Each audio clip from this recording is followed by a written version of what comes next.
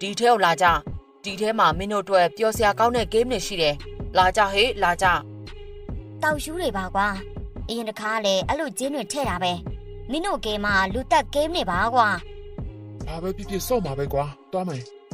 ကျန်တဲ့ကောင်တွေအကုန်လုံးမြမလိုကြီးလမ်းတွေရှောက်သွားနေကြပေမဲ့ with the skeleton ကောင်ကတော့လေပေါ်မှာစံနဲ့ပြန်နေတာဖြစ်ပါတယ်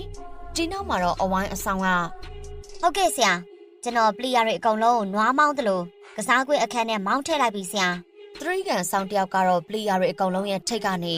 တန်းစီခေါ်သွားပြီးလေကားနေတဆင်ဖြည်းဖြည်းချင်းဆင်းသွားပါတော့တယ်အခန်းထဲကိုရောက်ချင်းမှာပဲအယုံမကြီးရဲ့အာပြဲကြီးနဲ့အော်နေတဲ့အတန်ကိုကြားလိုက်ရပါလေရောဝင်လာတဲ့ကစားသမားတွေအားလုံးကိုကျမတို့ရဲ့ Squid Game ကနေကြိုဆိုပါရရှင်လောလောဆယ်အဲ့ဒီနားမှာပဲမတ်တက်ကြီးတွေရှက်ပြီးခဏစောင့်ပေးပါအောင်ရှင်သိပါတယ်ကွာဒီအယုံမလည်းဒါပဲပြောနေရပဲအဲ့ဒါကြောင့်ပဲအယုံမကြီးကဘာမှထပ်ပြီးရှင်းပြမနေတော့ပဲတစ်ဖက်ကိုလှည့်သွားပါလေရောဟာ